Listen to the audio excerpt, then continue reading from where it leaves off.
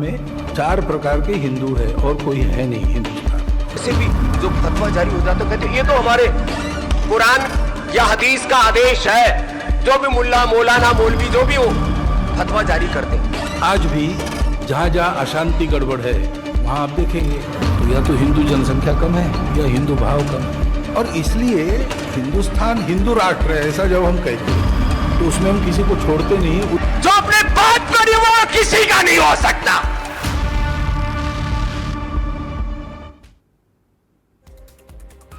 नमस्कार, मैं हूं प्रदीप विश्वकर्मा और आप देख रहे हैं मुद्दे की बात।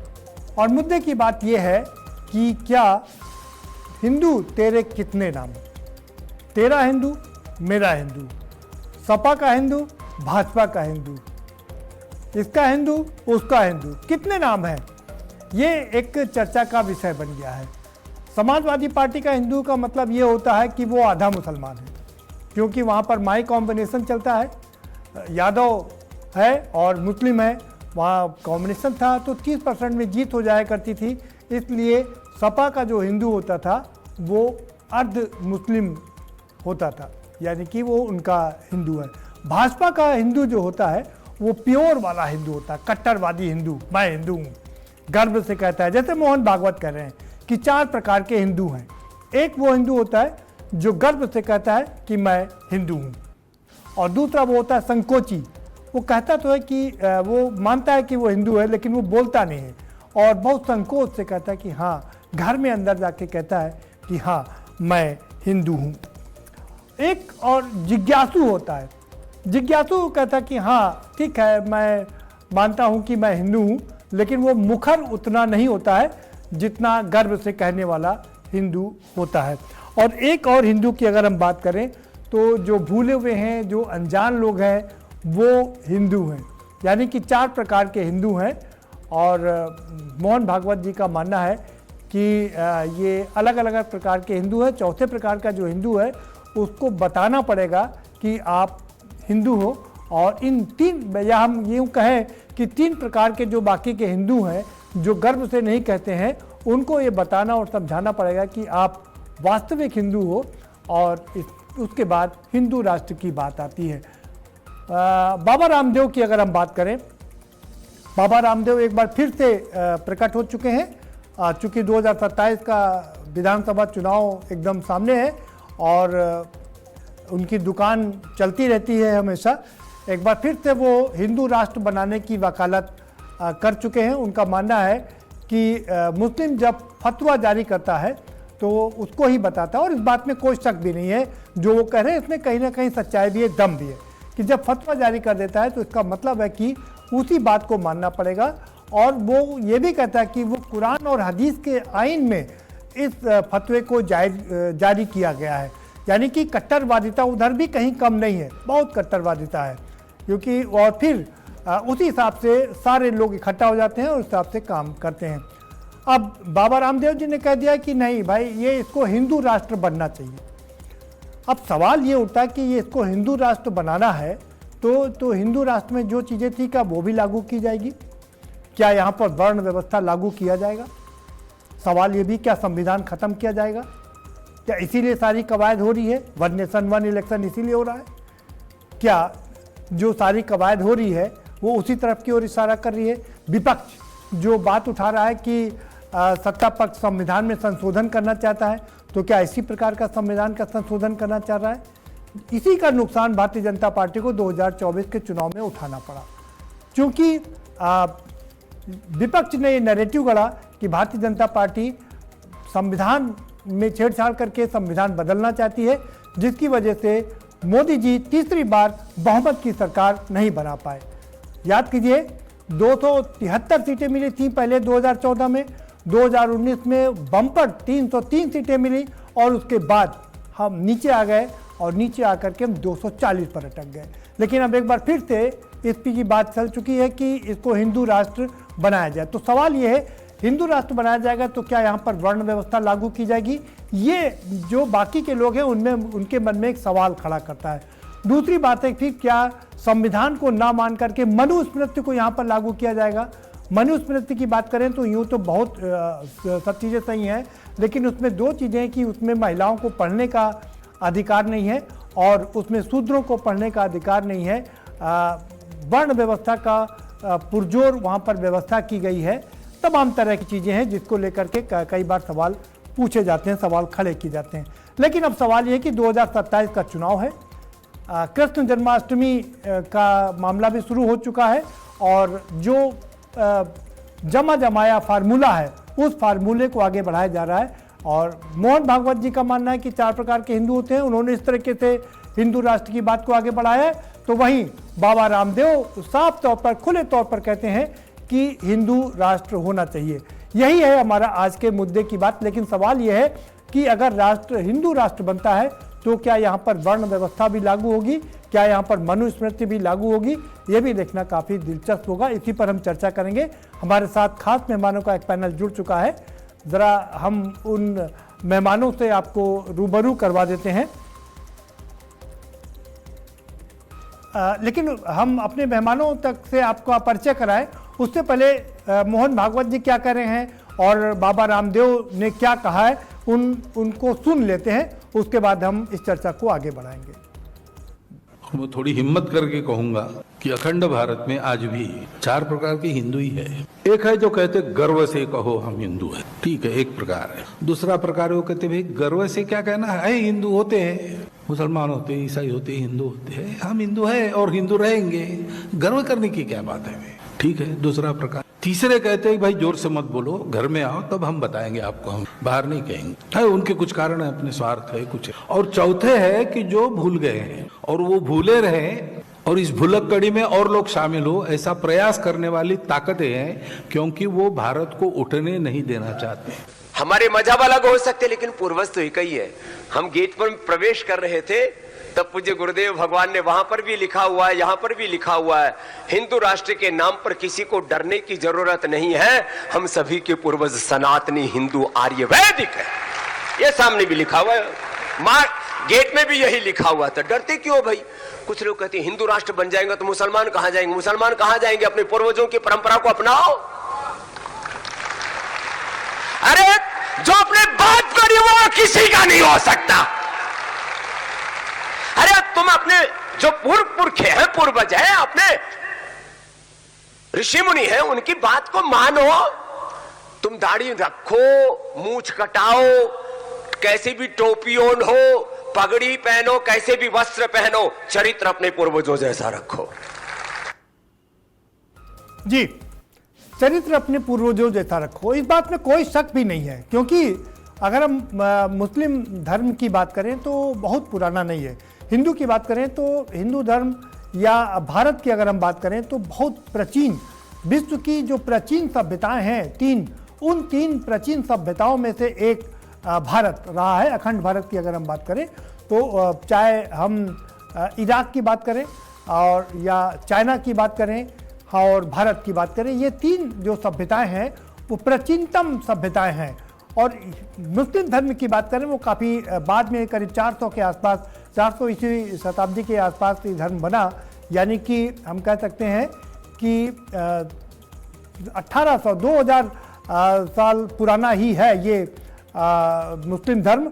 इसीलिए शायद बाबा रामदेव कह रहे हैं कि अपने पूर्वजों को पहचानो, आप अपनी दाढ़ी रखो, मूंछ रखो, अपनी सब चीज़ें अलग रखो, लेकिन कम से कम अपने पूर्वज, यानी कि जो आपके पूर्वज, जो भारत के पूर्वज हैं वही आपके पूर्वज हैं, उनको भी पहचानो, उनका मान करो, उनका सम्मान करो। हमारे साथ खास मेहमान जुड़ चुके हैं, जरा हम उनसे आपका परिचय करा देते हैं। हमारे साथ भारतीय जनता पार्टी के नेता जुड़ चुके हैं, श्याम सलोने साहब। श्याम सलोने जी, बहुत स्वागत है आपका। वरिष्ठ पत्रकार प्रमोद गोस्वामी जी जुड़ चुके हैं, करीब आधे दशक, 5 दशक का उनका अनुभव है और बहुत करीब से सरकारों को बनते बिगड़ते देखा है, तमाम चीज़ों को देखा है, बहुत स्वागत है आपका भी। और हमारे साथ में आरएसएस के अशोक सिन्हा जी भी जुड़ चुके हैं। अशोक सिन्हा जी का भी बहुत स्वागत है और तमाम मेहमान हमारे साथ में लगातार जुड़ रहे हैं, उनसे भी हम आपका जरूर तारुफ करवाएंगे। नितिन यादव हमारे साथ में जुड़ चुके हैं, समाजवादी पार्टी के प्रवक्ता हैं। नितिन जी, आपका भी बहुत स्वागत है। और कुछ और मेहमान अभी हमारे साथ, दो मेहमान खास और जुड़ेंगे। राजीव उपाध्याय जुड़ेंगे बहुजन समाज पार्टी से, और उसके अलावा हम बात करेंगे अमलेन त्रिपाठी भी कांग्रेस से हमारे साथ में जुड़ेंगे। लेकिन हम चर्चा की शुरुआत करेंगे जरा श्याम सलोने जी के पास चलते हैं। श्याम सलोने जी, चर्चा ये है, मोहन भागवत जी कह रहे हैं कि 4 प्रकार के हिंदू होते हैं। आज हमारे मुद्दे की बात के 2 सेगमेंट हैं। पहला सेगमेंट हम बात करेंगे मोहन भागवत जी के बयान की, दूसरे सेगमेंट में हम बात करेंगे बाबा रामदेव के बयान की। मोहन भागवत जी कहते हैं 4 प्रकार के हिंदू होते हैं। एक होता है गर्ववान, दूसरा होता है जिज्ञासु, तीसरा होता है संकोची और चौथा होता है अनजान। तो मतलब जो ये ना गर्व से ना कहे हम हिंदू हैं, सड़क पर ना उतरे, मस्जिदों पे ना चढ़े और बाकी लोगों को उस तरह से ना ट्रीट करे, वो हिंदू नहीं है क्या? या उनकी श्रेणी अलग है? आपको और साथी मित्रों को मेरा राधे राधे जी। देखिए प्रदीप जी, पूज्य भागवत जी ने जो कहा है उसमें कहीं भी कोई बात वैसी नहीं है जिसमें हम ये कह सकें कि यहाँ पर गलत किया गया है। उन्होंने बड़े अच्छे तरीके से, और ये हर धर्म में है, ऐसा नहीं है कि हिंदुओं के लिए ये, जहाँ ईसाई है उनके यहाँ भी इस तरीके के लोग हैं, मुसलमानों में भी ऐसे लोग हैं। लेकिन हमारे यहाँ क्या है कि भारत वर्ष ये हिंदू राष्ट्र तो है ही है। अब हम गर्व से कहते हैं कि हम हिंदू हैं, तो इसलिए कहते हैं कि कुछ हमारे ही भाई बंधु किन्हीं परिस्थितियों में, हमारे कुछ बुजुर्गों ने किन हालातों में दूसरा धर्म ग्रहण कर लिया और आज हालात बदले हैं। हालात बदलने के बाद भी वो अपने धर्म के मूल रूप में वापस आने को तैयार नहीं है तो कोई बात नहीं, लेकिन वो उस धर्म को, जिस धर्म से आपके पुरखे निकले हैं, उसी धर्म को वो बुरा भला कहते हैं, झुकाना चाहते हैं। उस वर्ग को, धर्म को एक नए नए शब्दों से जो उनके यहाँ दिए गए काफिर और उस तरीके से, तो लगता है कि ये गलत हो रहा है। तब कुछ स्वाभिमानी लोग कहते हैं कि गर्व से कहो हम हिंदू हैं, जिनको ये लगता है कि हमारी आस्था पर चोट करते हैं, जो हमारे धर्म पर चोट करते हैं, वो किसी राजनीति के तहत नहीं है, वो अपने धर्म को बचाने के लिए कहते हैं कि हम हिंदू हैं, तब वो लोग बोलते हैं गर्व से। श्याम सलोनी जी, एक वर्ग आता है जो राजनीति से, श्याम सलोनी सवाल सुन लीजिए, सवाल तो जल्दी एक सवाल लेते हैं, फिर बाकी मेहमानों का भी रुख करेंगे। हमारे साथ में बसपा नेता राजीव उपाध्याय भी जुड़ चुके हैं। आपका भी बहुत खैर मकदम है राजीव उपाध्याय जी। श्याम सलोनी जी, सवाल ये है, गर्व से हिंदू कह सकता है, लेकिन सवाल है कि हिंदू राष्ट्र बनेगा तो क्या यहाँ पर वर्ण व्यवस्था भी लागू होगी? क्योंकि हिंदू राष्ट्र में तो वर्ण व्यवस्था लागू थी। और दूसरा चीज, संविधान क्या हटेगा? तीसरा सवाल यह है कि क्या मनुस्मृति लागू होगी? क्योंकि हिंदू राष्ट्र में तो मनुस्मृति संविधान को माना जाता है। 3 मुख्य सवाल है हमारे। नहीं, देखिए, हिंदू राष्ट्र ये है, बस घोषणा होना बाकी है। जब ये हिंदू राष्ट्र की घोषणा यदि हो जाती है तो कहीं आवश्यकता नहीं है मनुस्मृति की, और कोई आवश्यकता नहीं पड़ेगी। ये तो विपक्ष के लोगों के द्वारा अफवाह उड़ाई जाती है कि संविधान बदला जाएगा। इसी संविधान से, ये संविधान भी एक हिंदू महापुरुष ने बनाया है। ऐसे महापुरुष ने बनाया है जिसने हर दौर को देखा है, तो इसलिए संविधान में कहीं कोई परेशानी नहीं है। बहुत अच्छी शानदार बात कही आपने। ठीक है, बहुत शानदार बात कही आपने। और एक सवाल छोटा सा और है, आपने बिल्कुल क्लियर कर दिया है। छोटा सवाल यह है कि कहते हैं तेरा हिंदू मेरा हिंदू, सपा का हिंदू भाजपा का हिंदू, सपा का हिंदू है तो वो आधा मुस्लिम है, भाजपा का हिंदू है तो पूरा हिंदू है। ये क्या है? कितने प्रकार के हिंदू? हिंदू तेरे कितने नाम है? नहीं, हमारा जो भारतीय जनता पार्टी का जो नैरेटिव है वो तो ये है कि जितने भी 140 करोड़ भारतीय हमारे हैं, हम किसी को अलग मानते नहीं हैं जी। हमारे मोदी जी, हमारे योगी जी, हमारे प्रदेश में जितने मुख्यमंत्री हैं, सबके लिए सबका साथ सबका विकास के तर्ज पर कार्य करते हैं। अब विपक्ष के लोग हैं जो हमें बांटने का प्रयास करते हैं जी। कभी कहते हैं दलित है, कभी कहते हैं ये पिछड़ा है, ये अगड़ा है, ये ऊंचा है, ये नीचा है। ये कार्य बांटने का कार्य विपक्ष के लोग करते हैं। तो वही है ना, मामला तो यही है। और अभी भी विपक्ष यही कह रहा है कि जो दलितों के साथ अन्याय हो रहा है, पिछड़ों के साथ अन्याय हो रहा है और ये संविधान बदलने की बात की जा रही है, सबसे ज़्यादा नुकसान उन्हीं को हो रहा है। खैर आगे बढ़, नितेंद्र यादव जी क्या कहेंगे? मोहन भागवत जी कह रहे हैं कि 4 प्रकार का हिंदू होता है। आपके यहाँ जो हिंदू है वो तो आप समझ ही रहे, तेरा हिंदू है, मेरा हिंदू है। आपका हिंदू जरा कट्टरवादी हिंदू नहीं है, वो गर्व से नहीं कहता मैं हिंदू हूँ, सॉफ्ट हिंदू है, वो संकोची है। वो कहता है घर पे आइए तो बताएंगे हम हिंदू हैं, लेकिन बाहर नहीं कहेंगे। जी धन्यवाद प्रमोद जी। प्रदीप जी माफ करेगा नितिन जी, मैं मोहन जी मेरा नाम प्रदीप विश्वकर्मा है। जी जी जी जी जी प्रदीप जी, मैंने संबोधित किया। जी प्रदीप जी धन्यवाद, और सारे साथियों को मेरा नमस्कार। सबसे पहले तो मैं मोहन भागवत जी के इस हिंदू तेरे कितने नाम से कतई सहमत नहीं हूँ, क्योंकि मेरा मानना है कि ये कितने प्रकार के हिंदू होते नहीं है। हिंदू, और आज कोई इस देश में हिंदू है भी नहीं, आज इस देश में सभी भारतीय हैं। हिंदू क्या है, इस पर मैं एक टिप्पणी करके आगे की बात शुरू करूंगा। हमारी नजर में हिंदू एक राष्ट्रीयता का शब्द है। जब ये देश हिंदुस्तान था तब इस देश के रहने वाले प्रत्येक व्यक्ति को हिंदू कहा जाता था। जैसे चीन का चीनी, नेपाल का नेपाली, पाकिस्तान का पाकिस्तानी, अफगान का अफगानी, इसी प्रकार से जब ये देश हिंदुस्तान था तब यहाँ की संपूर्ण आबादी को हिंदू नितिन जी आपको रोकना चाहेंगे। नितेंद्र जी हम ही को रोकिए, हम ही को रोकिए। रुक गए, हाँ रुक गए, काट ली, रुक गए।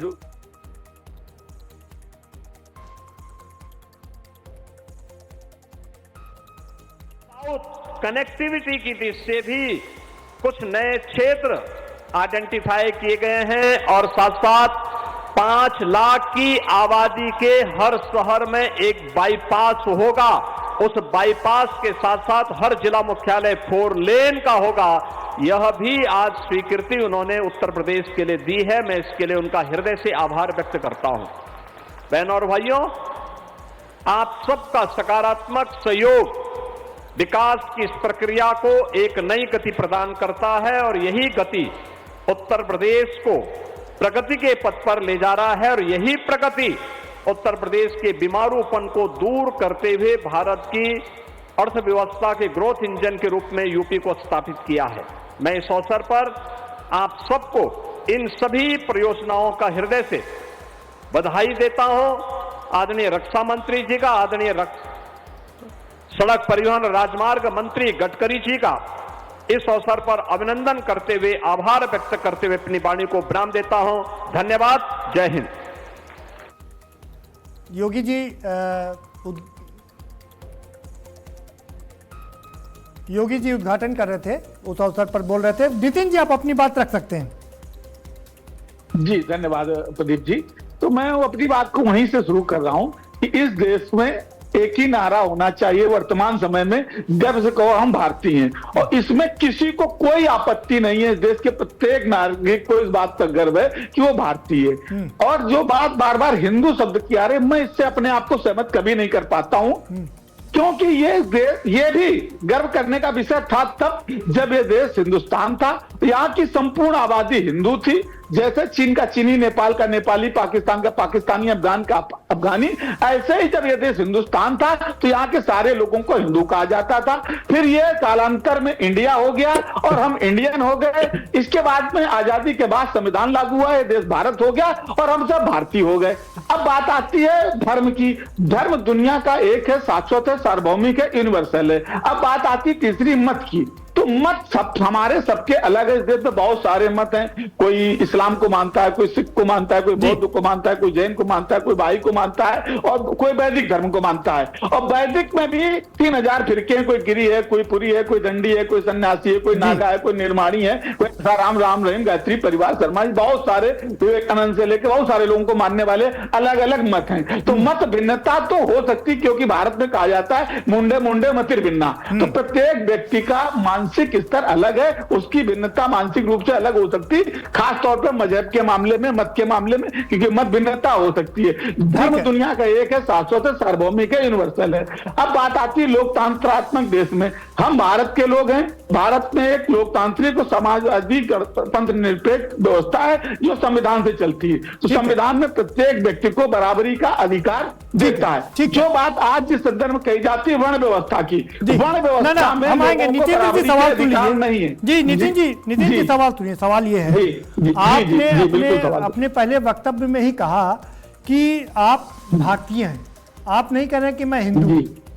जरा गर्व से कहिए ना कि मैं हिंदू हूं। इसीलिए तो समाजवादी पार्टी के हिंदुओं को हिंदू नहीं माना जाता है। वहां कहा जाता है कि भाई ये असली हिंदू नहीं है, मतलब थोड़ा मिक्स वाले हैं, क्योंकि वहां पर माई कॉम्बिनेशन चलता है। इस बीच हमारे साथ में अमलेंद्र त्रिपाठी जी भी जुड़ चुके हैं, कांग्रेस के प्रवक्ता हैं। बहुत स्वागत है अमलेंद्र जी आपका भी। नितिन जी, क्यों आप भारतीय तो है लेकिन आप हिंदू नहीं है? नहीं, मैं बिल्कुल कतई भी अपने को हिंदू नहीं मानता हूं। मैं वैदिक धर्म को मानता हूं। मेरा धर्म वैदिक है। धर्म शाश्वत हो सकता है, हिंदू कोई धर्म ही नहीं है, और जो धर्म नहीं उसको मैं मानता नहीं हूं। प्रदीप जी मेरी बात से लगता है यहाँ बैठा पैनलिस्ट एक पैनलिस्ट सहमत होगा। मोदी जी भी कहते हैं कि हिंदू धर्म नहीं है, और भागवत जी भी कहते हैं हिंदू धर्म नहीं है। तो जो धर्म ही नहीं उसको कैसे कहें? हम गर्व से कहते हैं भारतीय हैं, और हमें तब गर्व था हिंदू होने पर। नितिन जी आएंगे, अधूरी बात नहीं। ठीक है। राजीव उपाध्याय जी के पास भी वही सवाल लेकर, ठीक है नितिन जी, राजीव उपाध्याय जी आपके पास भी वही सवाल लेके जा रहे हैं। जो सवाल हमने उन लोगों से रखे, आप उसका जवाब दे सकते हैं। राजीव जी, सबको नमस्कार। आपको भी धन्यवाद बहुत बहुत, क्योंकि आज चर्चा ऐसे हम दर्शकों को भी ऐसे मूड पे ले जाते हैं शाम को 5 बजे, जहां हम लोग सोचते हैं कि 21वीं सदी में बैठे हैं कि हम 15वीं सदी में चल रहे हैं। मतलब समझ में नहीं आ रहा है कि हम लोग किन विषय पे चर्चा कर रहे हैं। नहीं, हम कभी-कभी 3000 साल 5000 साल पुराने भी चले जाते हैं जी। अभी पिछले काल में भी जाते हैं। हम और आप बैठ करके शिक्षा पे चर्चा कर रहे थे। जब शिक्षित हम हो जाएंगे तो हिंदू, मुस्लिम, सिख, ईसाई धर्मनिरपेक्ष, हमारा देश राज्य एक धर्मनिरपेक्ष राज्य है, जहां हमने सबको व्यवस्थाएं दे रखी हैं। किसी जाति, धर्म, पंथ, मजहब का व्यक्ति हो। बाबा साहब ने एक संविधान लिखा जब हम लोग आजादी मिली उसके बाद से। उस संविधान में उन्होंने लिखा कि भारत एक देश है जो भारतीय नागरिकता पे चलेगा, धर्मनिरपेक्ष राष्ट्र रहेगा, हम भारत के लोग, एक नाम से लिख दिया। और उस भाषा को जो लिखा गया, मोहन भागवत जी ऐसा तो नहीं कि कम पढ़े लिखे व्यक्ति हैं। 1 करोड़ और 100 साल की पूरी पूंजी इकट्ठा करके आरएसएस जो लाया, और 100 करोड़ भारतीयों का दावा करते हैं कि हमारे साथ जुड़े हुए लोग हैं। बावजूद इसके अगर हम उसी व्यवस्था पे लगे हैं, आज हम टेक्नोलॉजी के साथ दौड़ने की व्यवस्था पे अगर भागवत जी कुछ कहते हैं तो माना जाता कि भारतीयों को टेक्नोलॉजी के क्षेत्र में बहुत आगे निकलना चाहिए, शिक्षा के क्षेत्र में निकलना चाहिए, रोजगार के क्षेत्र में। अभी हम उसी व्यवस्था में लगे हैं कि तेरा हिंदू मेरा हिंदू, गर्व से कहो हम हिंदू हैं। हम बोल नहीं पा रहे हैं कि हम। अच्छा प्रदीप जी, एक बात बताइए, हमारा बेटा है या आपका बेटा है, 18 साल की उम्र में है, और जब ये चर्चा सुनता होगा तो वो कहता होगा कि पापा आप लोग किस व्यवस्था में लगे हुए हैं, क्या चर्चा करते हैं जी, और ये कौन सा देश आप बनाने जा रहे हैं? दुनिया के सारे देश टेक्नोलॉजी के बारे में ढूंढ रहे हैं। हमसे गया गुजरा देश जो है पाकिस्तान और अफगानिस्तान, हमसे चीजें चुरा करके और सीखने के प्रयास में लगा हुआ है, न्यूक्लियर बम बनाने के प्रयास में लगा हुआ है कि हम प्रतिस्पर्धा कर लेंगे लड़ाई में, युद्ध में, टेक्नोलॉजी में। और हम चल रहे हैं कि ये हमारे मित्र हैं निपेन जी, हम लोग चर्चा कर रहे हैं वैदिक काल के बारे में, धर्म के बारे में, जाति के बारे में सोचना पड़ जा रहा है। ये चुनाव आते आते मोहन भागवत जी ने एक बार बिहार में भी इसी तरह का चर्चा किया था, कुछ रिजर्वेशन को लेकर के, तो बिहार में नैया डुबोए थे। इस बार राष्ट्र में चर्चा कर रहे हैं, राष्ट्र की नैया डुबोएंगे। हिंदू मुस्लिम पे जाकर के मैं नहीं समझता हूँ कि ये कोई सार्थक बहस हम लोग, और वो जो योगी जी बहस होनी चाहिए राजीव उपाध्याय जी, लोकतंत्र में बहस तो चलती रहनी चाहिए ना।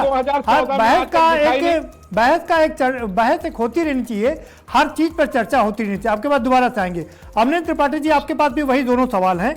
मोहन भागवत जी का बयान कि 4 प्रकार का हिंदू होता है, और बहुत सारे हिंदू अपने आप को गर्व से हिंदू कहने में संकोच करता है, संकोची होता है। और लेकिन सवाल ये भी है ना कि कई प्रकार के हिंदू हैं, तेरा हिंदू, मेरा हिंदू, सपा का हिंदू, भाजपा का हिंदू, ये कितने प्रकार के हिंदू हैं यहाँ पर?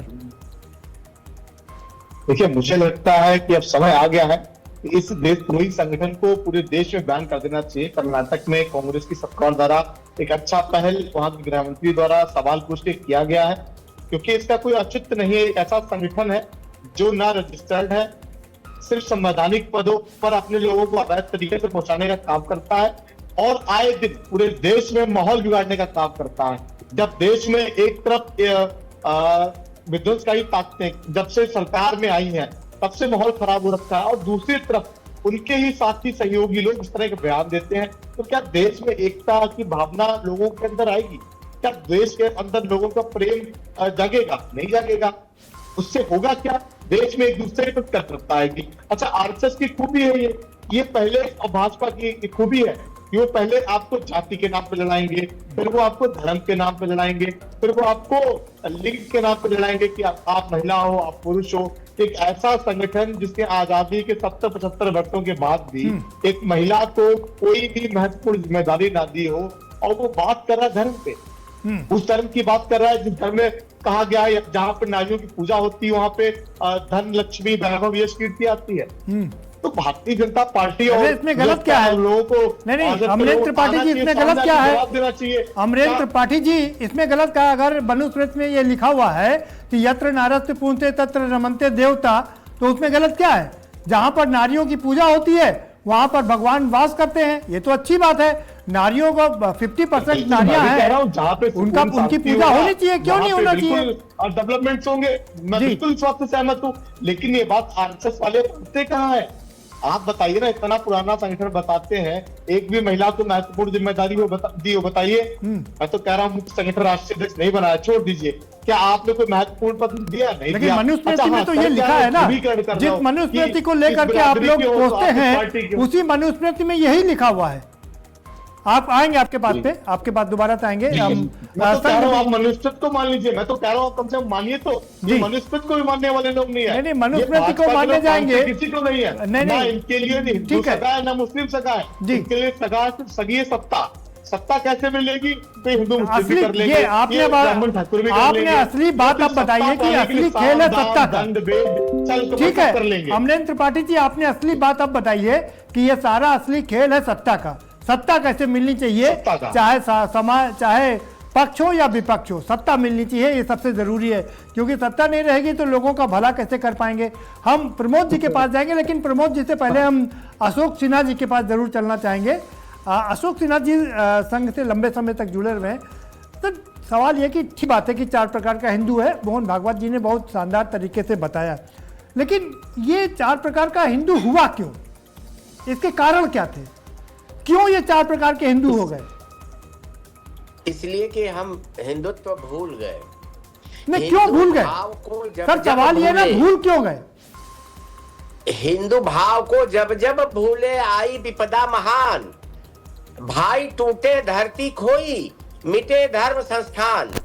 आप पहले हिंदू जो इस पर चर्चा कर रहे हैं, तो पहले मैं स्पष्ट कर दूं कि हिंदू कोई धर्म, मजहब, पंथ, रिलीजन से संबंधित शब्द नहीं है। यह भारत की राष्ट्रीयता सूचक शब्द है। इसलिए कि जो भारत में रहता है कोई भी व्यक्ति, जो इस देश को अपना देश मानता है, मातृभूमि, कर्मभूमि, पितृभूमि मानता है, जो इस देश के इतिहास को अपना इतिहास मानता है, इस देश के जय पराजय से अपने को जोड़ता है, इस देश के विकास की बात सोचता है, वो सब हिंदू हैं। भले ही वो किसी मजहब, किसी पंथ, किसी भी प्रकार के उपासना पद्धति का अनुसरण करते हो। उदाहरण सुनिए, जब भी कोई भारतीय मुसलमान हज करने जाता है तो उसे हिंदिया मुसलमान रजिस्टर में नोट किया जाता है। कहां से आए हो? हिंदुस्तान से। अच्छा, तुम हिंदिया मुसलमान हो, रजिस्टर में नोट हो जाता है। हिंदिया अर्थात राष्ट्रीयता सूचक, आप हिंदुस्तान के मुसलमान हो।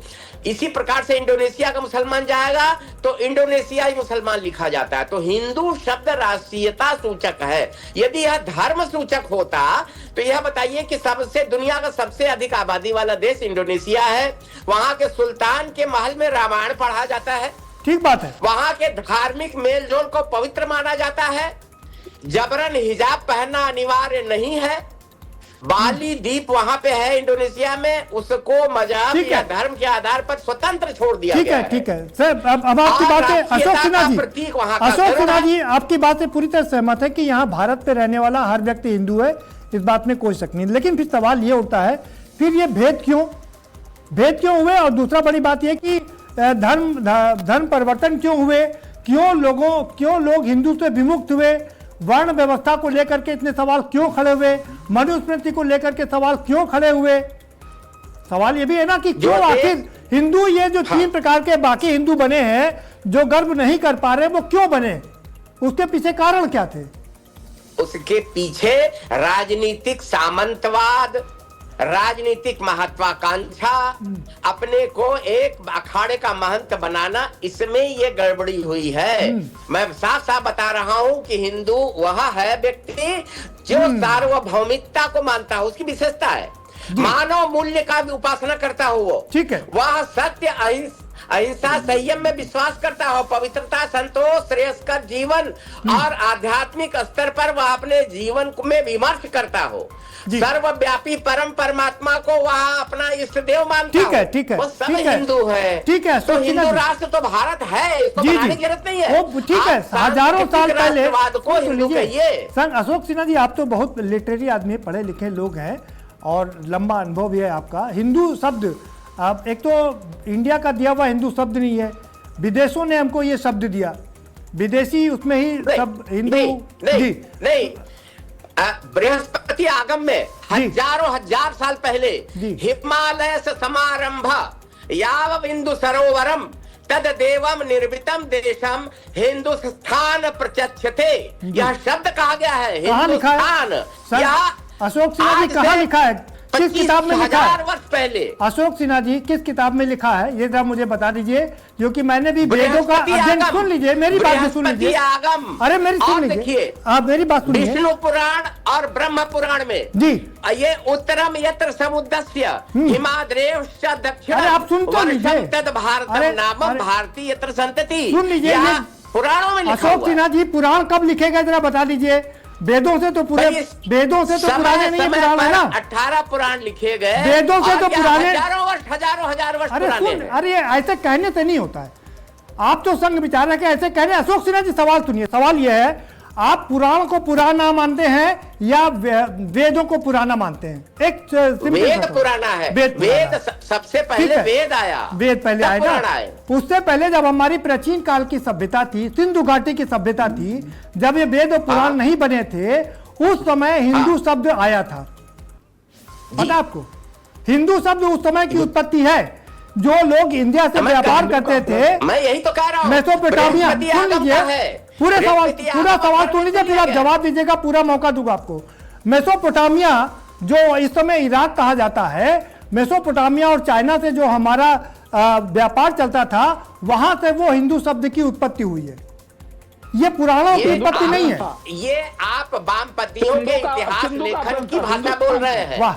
आप वेद पुराणों को जरा ये कब का लिखा हुआ, हिमालय से समारंभ यादवेंदु सरोवरम तद देवम दृश्यम नाम हिंदुस्तान प्रचक्षते, यह एक कम से कम 10,000 वर्ष पहले का लिखा हुआ है। ये जो आप इरफान हबीब और रोमिला थापर की इतिहास की बात कर रहे हैं, उन्होंने कहा आर्य बाहर से आए, सिंधु नदी के इस पार हिंदू कहा जाता है, ये क्या बात है भाई? आप उसको अध्ययन करिए। नहीं, आप भी अध्ययन करिए, पुराणों का जो डेट है ना, वो भी जरा अध्ययन करिए कि पुराण कब लिखे गए और वेद कब लिखे गए और सिंधु घाटी की सभ्यता कब थी, ये आप भी अध्ययन कर लीजिए। प्रमोद जी के पास चलेंगे। प्रमोद जी, सिंधु घाटी क्या बता तो 5000 साल पहले थी जी, आप तो बता रहे हैं कि बाकी चीज 10,000 साल पहले लिख दी गई थी। सुनिए 7,500-8,000 वर्ष पहले की भी आप राखी गढ़ी का जो उत्खनन हुआ है, उससे सिंधु घाटी सभ्यता का निर्धारण 8,000 वर्ष हो गया जी। और सुनिए उसके पहले जो द्वारका में मिला है मृत भाट सारे वो जो वहां का उत्खनन मिला है, उससे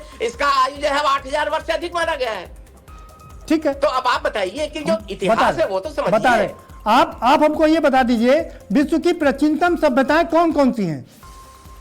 विश्व की प्राचीनतम सभ्यता में सबसे पुरानी सभ्यता भारत की है, मिस्र है, मेसोपोटामिया है और यूनान की सभ्यता है। और चाइना की सभ्यता तो भारत के बहुत बाद आई है। अच्छा चलिए, हम लोग इस पर एक लंबी बहस कर सकते हैं अशोक जी इस पर। अच्छा नहीं आ रहा हूँ, नितेंद्र जी आपके पास भी आ रहा हूँ, प्रमोद जी के पास चलते हैं। प्रमोद जी जरा बताएंगे। प्रमोद जी हमें बताइए, हम लोग वापस अपनी डिबेट पर मुद्दे की बात पर आते हैं। मुद्दे की बात यह है, मोहन भागवत जी कह रहे हैं कि 4 प्रकार का हिंदू होता है। एक प्रकार का हिंदू है जो गर्व कहता है कि गर्व से कहो हम हिंदू हैं, वो कहता है। 3 प्रकार के हिंदू क्यों गर्व महसूस नहीं कर पा रहे हैं, और मोहन भागवत जी को ये बात क्यों कहनी पड़ी? देखिए, एक बार क्या होता है, 4 प्रकार के 6 प्रकार के हिंदू होने की तो बात समझ में आती नहीं। ये तो कहीं मतलब एक साल लिए हुए कि हिंदू में भी हिंदू, तो ये तो वही वाली बात हो गई कि तिवारी में भी तिवारी जो एक किस्सा है। तो ये बात, लेकिन ये उनकी अपनी व्याख्या है कि मतलब हिंदू मानते हैं, कुछ नहीं मानते हैं जी। तो वो तो हम चर्चा न करें, एक अच्छी बात हो रही है, अच्छी बात कर रहे हैं। हाँ।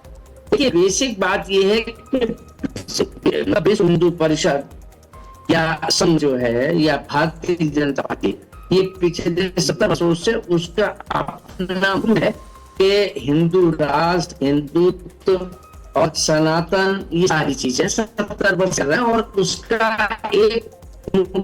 एक लाभ भी मिला कि 70 वर्ष के अथक प्रयासों से 203 मूल सत्ता में 2 राज्य छोड़ के काबिज है, और मूल वही है और धर्म है। ठीक है प्रमोद जी, आपकी आवाज क्लियर नहीं आ रही है। हम अपने तकनीकी लोगों से कहेंगे कि आपकी आवाज को दुरुस्त करें, दोबारा से आपको जोड़ने की कोशिश करेंगे, क्योंकि आप जी प्रदीप जी मुझे गला भी है थोड़ा सा, इसलिए मैं बोल रहा हूं, आवाज आ रही होगी। जी जी आ रही है आवाज? हाँ आ रही, बोलिए अब अपनी बात रख। अब आवाज है? जी जी हाँ जी जी।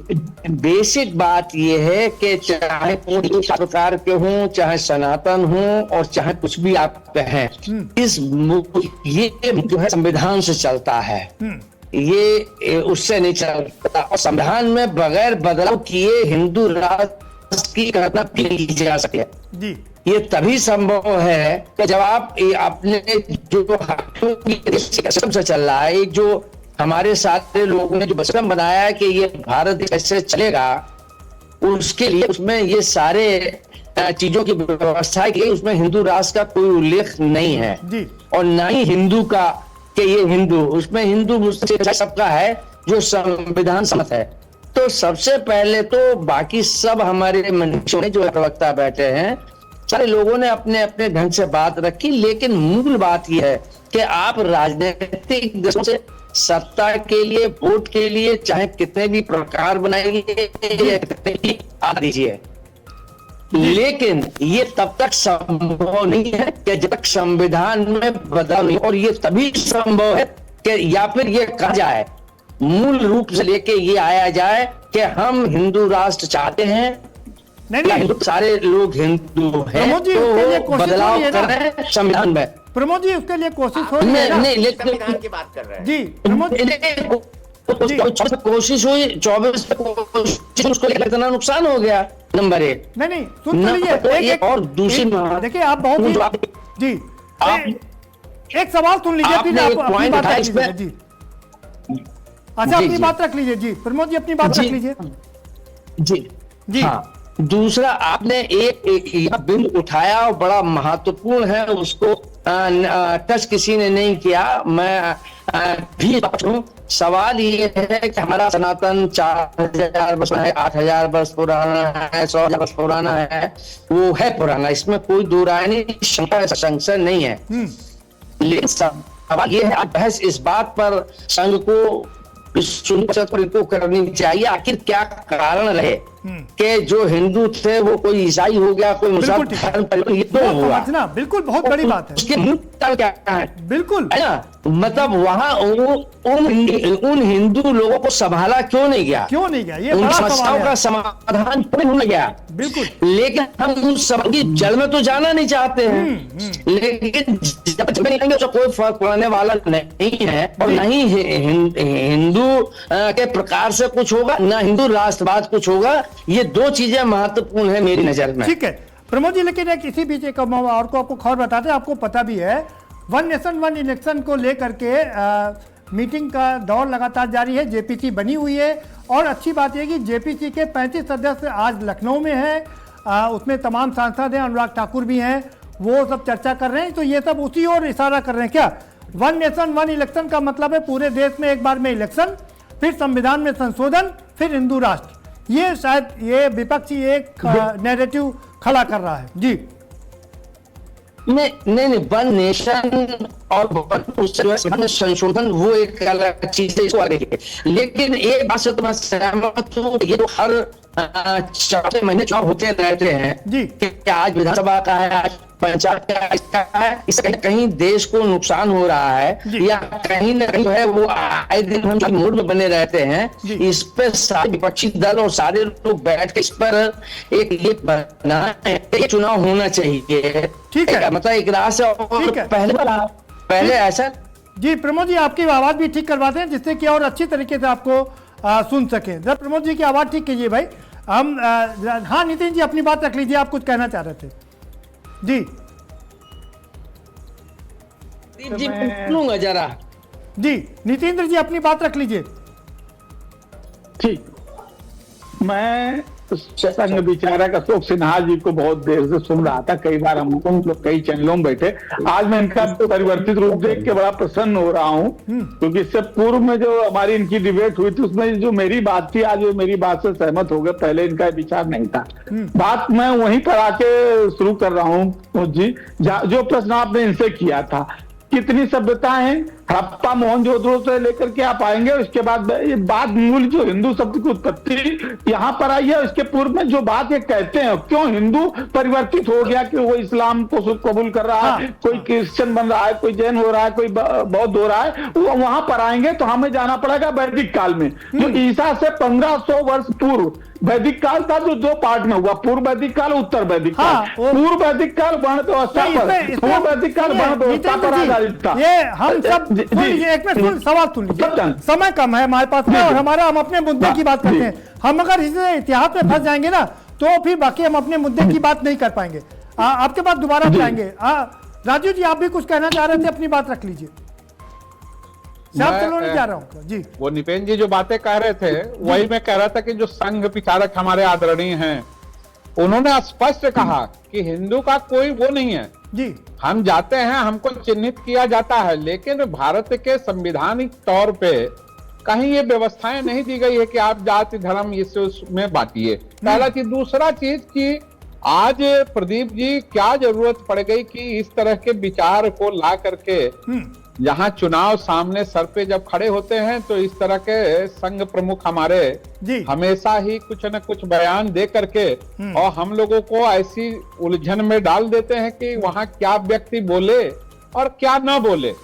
है क्या कि हिंदू पे चर्चा हम क्या कर लेंगे? नहीं, ठीक है। सवाल एक छोटा सा सवाल का जवाब चाहिए आपसे, फिर हम आगे विचारक जी कह रहे हैं कि 4 तरह के हिंदू हैं। ठीक है, एक छोटा सा सवाल। और प्रदीप जी हम कहें कि नहीं 4 नहीं 5 तरह के हिंदू हैं जी, और 5वां को परिभाषित हम कुछ और रूप में कर दें जी, तो क्या मतलब रह गया? वही जो हमारे प्रमोद गोस्वामी जी कह रहे थे कि तिवारी और त्रिपाठी में अंतर बताइए, दुबे और द्विवेदी में बताइए, चौबे और चतुर्वेदी में बताइए, वही व्यवस्था उसी पे व्यर्थ की बातें हम लोग कर रहे हैं और कोई मतलब नहीं रहेगा। श्याम सलोना जी के पास चलते। श्याम सलोना जी सबसे बेहतर था कि मोहन भागवत जी को इलाज के लिए भेज देते, हमें लगता है कुछ अच्छे आउटकम्स निकल के आ जाते। ठीक है, शायद तो उसके बाद ऐसे उलझुल बयान ना देते। चर्चा होती तो देश समय बहुत कम बचा है। राजू जी हम सुन लीजिए, हम दूसरे मुद्दे पर आ रहे हैं, इसी का जो दूसरा पार्ट है मुझ पर आ रहे हैं। हम श्याम सलोना जी के पास चले। श्याम सलोना जी, बाबा रामदेव कह रहे हैं कि हिंदू राष्ट्र होना चाहिए भाई,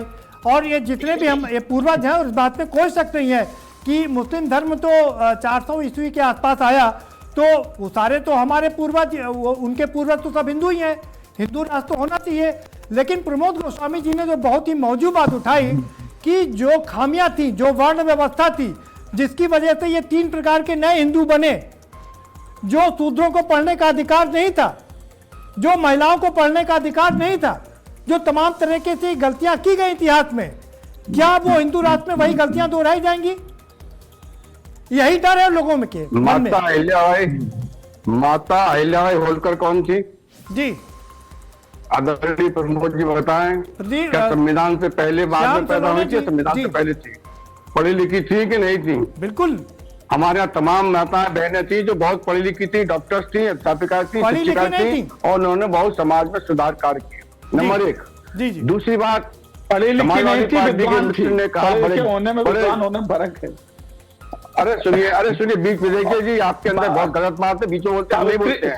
और ये अखिलेश जी ने बोल रखा है, अखिलेश जी ने अपने समस्त प्रवक्ताओं को ये बोल दिया है कि अपनी बात कह लीजिए, क्योंकि वो जानते हैं, अखिलेश जी बहुत अच्छे से जानते हैं कि भारतीय जनता पार्टी के जितने भी नेता टीवी ठीक है। पे बैठते हैं वो सब ठीक है, थाली में सब नीचे बैठते हैं। रुके आ रहा हूँ। बीच में श्याम सलोने जी अपनी बात रखिए जल्दी से कि क्या हिंदू राष्ट्र बनना मैं चाहिए जल्दी कि नहीं कर रहा बनना हूं, चाहिए? जी सर बोलने के लिए देखिए, शब्द चाहिए भाई, सवाल के भाई, जवाब भी दे दूं। जी जवाई बताइए। भाई वही नितेंद्र यादव जी बैठे हैं, हमारे बड़े अच्छे मित्र हैं साहब, बहुत बहस अरे करते श्याम हैं। सलोने बड़े जी योगी आपके हैं, मित्र विद्वान हैं, भी हैं। माफ करिएगा, मित्रता बाहर निभा लीजिएगा, चाय पिलाइए, बदमक्खन जी, खिलाइए, जी, जी, जी। लेकिन हमारे पास समय कम है, टीवी डिबेट का 1-1 मिनट कीमती है। श्याम सलोने जी जो बाबा रामदेव ने कहा है, जी बाबा रामदेव एक संत हैं, जिस तरह से इस्लाम में वो लोग अपने मौलवियों की बात को एक फतवा मान करके बिना किसी भेदभाव के, बिना किसी बहस के उस पालन करते हैं, जैसे जब भी कोई मौलवी कह दे आपका वोट यहाँ होने पड़ेगा। श्याम सलोने जी इसी जल्दी तरीके से, से यदि वो भी हिंदू ही हैं, उनके पूर्वज भी हिंदू हैं, सब हमारे यही संत मानता है ने- भाई जी। हमारे संत ने जो बोला है वो सही बोला है, हिंदू राष्ट्र होना चाहिए और हिंदू राष्ट्र की आवश्यकता अच्छा है। जल्दी से बता दीजिए, बहुत आवश्यकता सुन लीजिए, है। अच्छा बहुत बड़ी आवश्यकता है, तो ये बता दीजिए संविधान रहना चाहिए कि नहीं रहना चाहिए? अगर संविधान रहेगा तो हिंदू राष्ट्र नहीं होगा। क्या दलित हिंदू नहीं है? अरे नहीं, मेरी बात जो मैं कह रहा हूं उसका पिछड़ा जवाब हिंदू नहीं दीजिए। है? क्या संविधान रहना चाहिए कि नहीं रहना चाहिए? क्योंकि संविधान रहेगा तो हिंदू राष्ट्र नहीं बनेगा। संविधान के दायरे के अंदर ही हिंदू राष्ट्र की स्थापना होगी, हिंदू राष्ट्र की घोषणा होगी। संभव नहीं है। कैसे बना लेंगे, चलिए कैसे ठीक है। बना लेंगे? जब अरे, संविधान में इस चीज के लिए बोला ही नहीं ठीक है, गया। श्याम सलोने जी समय हमारे पास कम है, आ रहा हूँ, अशोक जी आपके पास भी आ रहा हूँ। अरे भाई इस तरह से नहीं चलेगा, चर्चा इस तरह से नहीं होगी भाई। ना ना ना ना ना, अशोक जी आ रहा हूँ आपके पास, राजू जी आपके पास भी आऊंगा।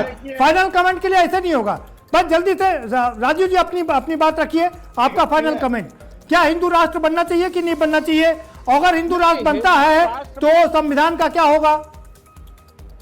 संविधान के रहते रहते हिंदू राष्ट्र कतई नहीं बन सकता है, जब या तो ये लोग संविधान को खत्म कर दे और हिंदू राष्ट्र की परिकल्पना को पूर्ण कर ले। जी दूसरा चीज प्रदीप जी, एक चीज और कहेंगे कि बाबा जी कई सालों से गाय को राष्ट्रीय पशु तो घोषित करा नहीं पाए। जी। हिंदुस्तान से लेके उत्तर प्रदेश और 25 राज्यों में सरकार है। जी। एक चीज कोई विरोध नहीं कर रहा है, सब लोग कह रहे हैं कि गाय को राष्ट्रीय पशु घोषित कर दीजिए। जी जी क्यों नहीं करा ले रहे हैं? ठीक है, संघ विचारक भी हम हमारे बैठे हैं, उनका गाय तो को दबाव होना राष्ट्रीय पशु चाहिए। घोषित करना है नहीं करना, उस पर चर्चा बाद में करेंगे। नितिन जी ठीक, नहीं, 20 वो तो सेकंड में आप करा अपनी नहीं बात पाते रखिए। तो हिंदू राष्ट्र कहाँ से करा पाएंगे? नहीं ये नहीं, तो वही सोचिए ना। आपने अच्छा कहा कि संविधान के रहते हिंदू राष्ट्र नहीं बन सकता।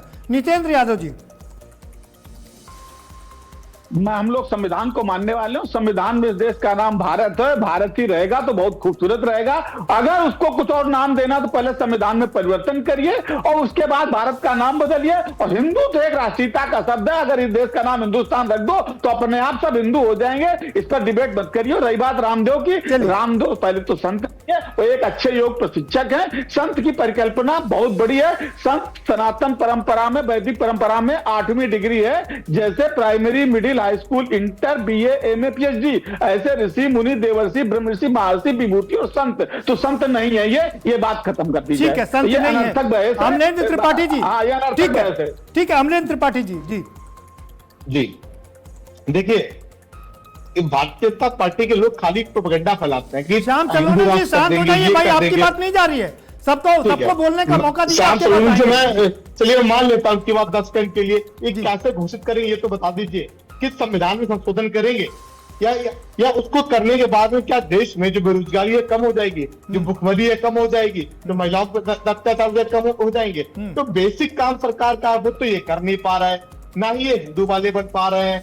खाली इनके ऊपर प्रोपेगेंडा फैलाना, भाई से भाई को लड़ाना है ताकि इनकी सत्ता की चली जाए। अभी आपने खुद देखा उत्तर प्रदेश में कैसे शंकराचार्य पे उनके भटकों की चोटियां खींची गई, क्या ये हिंदू धर्म की सरकार का काम है? उत्तर प्रदेश में अरे कितने भाई, ब्राह्मणों की ये हत्याएं की गई? अमलेश हिंदू त्रिपाठी धर्म जी, की सरकार नहीं है ये। अमलेश त्रिपाठी जी, 12-13 अमलेश त्रिपाठी जी, घर में जब 4 भाई रहते हैं तो आपस में तो कुछ ना कुछ होता रहता है, ये तो घरेलू झगड़ा है यार, उसमें क्यों पड़ना?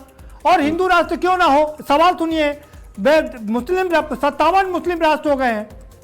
आप बताइए मुझे, मात्र 2200 साल जिसकी उम्र है जिस धर्म की, वो 1/4 पूरे वर्ल्ड का हो गया है। हमारे पास एक हिंदू राष्ट्र नहीं है। क्यों नहीं है भाई? क्यों नहीं बनना चाहिए हिंदू राष्ट्र? क्यों? मैं बता देता हूँ। जी बताइए। देखिए, जब एक सत्ताधारी पार्टी का मुख्यमंत्री स्वयं को योगी कहेगा, तथाकथित योगी, और वो हिंदू धर्म के सबसे बड़े गुरु शंकराचार्य पे लाठियां चलवाएगा, तो कैसे बनेगा हिंदू राष्ट्र? आप बताइए। हिंदू धर्म में भाई आप उसकी बात करें, मेरा सवाल सुनिए, मेरा सवाल लाठी चलाओगे। ने जो आपके पास आ रहा हूँ, रुकिए। उन्हें तो मौलवी कहते हैं, वो मान लेते हैं। अमलेश त्रिपाठी जी, इनके लिए हिंदू की परिभाषा वो है जो इनके लिए सही है, जो इनके लिए बेहतर है, जो इनके लिए कार्य करने वाले हैं। ठीक है। अमलेश त्रिपाठी जी, आखिरी सवाल है आपसे।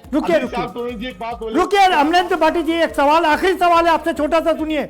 जो मेरा सवाल था उसका उत्तर, स्पेसिफिक आंसर चाहिए मुझे कि मुस्लिम 57 कंट्री हो गई पूरे वर्ल्ड में, 200 कंट्री की अगर हम बात करें तो 1/4 से ज्यादा हो गई। एक हिंदू राष्ट्र क्यों नहीं बनना चाहिए? आपको क्या दिक्कत है? आ रहा हूं राजू जी आपके पास। जी अमलेश त्रिपाठी जी। देखिए जी, बिल्कुल आप बनाइए ना, कौन रोक रहा है? आपकी बराबर सरकार है, आप बनाइए। तो हम नाम रखते हैं इंडिया गठबंधन, उससे आपको आपत्ति हो जाती है। हम शंकराचार्य की पूजा करना शुरू करते थे, आपको उससे आपत्ति हो जाती है।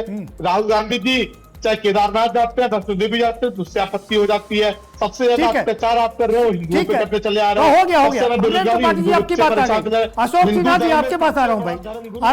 प्रमोद गोस्वामी जी ने बहुत मौजूद बात उठाई और मैं उसी को आपसे समझना चाह रहा हूँ कि आखिर ये जो 3 प्रकार के हिंदू बने, संकोची, जिज्ञासु और भूले हुए, ये क्यों बने? कारण क्या था? मैं वही लोग जानना चाह रहे हैं। क्या ऐसी क्या वर्ण व्यवस्था थी? क्या जो अन्याय हुए जिसकी वजह से ये लोग हिंदू धर्म छोड़ करके लोग क्यों गए? उसके पीछे का कारण क्या था? क्यों लोग मुस्लिम बने? क्यों लोग क्रिश्चियन बन गए? सुनिए, हिंदू राष्ट्र है, ये सांस्कृतिक अवधारणा है। आप राजनीति का अवधारणा की बात कर रहे हैं कि संविधान है। अरे संविधान 75 साल पहले बना, ये तो अनादिकाल से हिंदू राष्ट्र है। हिंदू राष्ट्र है, हिंदू राष्ट्र रहेगा और हिंदू राष्ट्र था। अशोक सिन्हा जी, हमने जो सवाल पूछा था उस सवाल का जवाब आपने नहीं दिया। अशोक जी, आप बड़े इंटेलेक्चुअल आदमी हैं, बहुत पढ़े लिखे लोग हैं। मैं सवाल जो मेरा सुन लीजिए, सवाल हिंदू क्यों ना अब मेरा सवाल, आखिरी सवाल आपसे है। मेरा सवाल आपसे यही है कि आखिर ये जो हिंदू धर्म छोड़ करके लोग गए, उन्होंने हिंदू धर्म क्यों छोड़ा?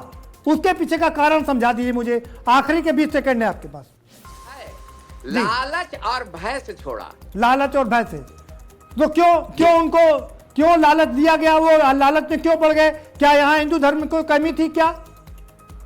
क्या थी कमियां? वो बहुत से लोगों को बड़ी बड़ी गजवा की उपाधि दी गई, बहुत से लोगों को राय बहादुर कहा गया, बहुत से लोगों को बहुत से उपाधियां दे करके वो तो लालच था और तलवार के बल पर बना दिया गया। बहुत शुक्रिया आप सभी मेहमानों का, बहुत शुक्रिया इस चर्चा में शामिल होने के लिए। और जो बात निकल के आई वो ये है कि दरअसल ये सारा मामला राजनीतिक है।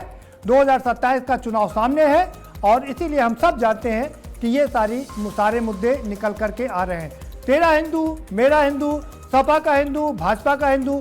सपा का हिंदू है तो वो पूरा हिंदू नहीं है, क्योंकि वो मुसलमानों के साथ में रहता है, वहाँ पर माई कॉम्बिनेशन चलता है। भाजपा का हिंदू असली हिंदू है, प्योर हिंदू है, कट्टर हिंदू है। वो मैं हिंदू हूँ जो मोहन भागवत के हिसाब से वो पहले नंबर का हिंदू है। तेरा हिंदू, मेरा हिंदू, ये चलता रहेगा। और साथ में बाबा रामदेव ने जो बात कह दी है, हिंदू राष्ट्र बनना चाहिए। तो क्या हिंदू राष्ट्र बनना चाहिए तो क्या संविधान खत्म होना चाहिए?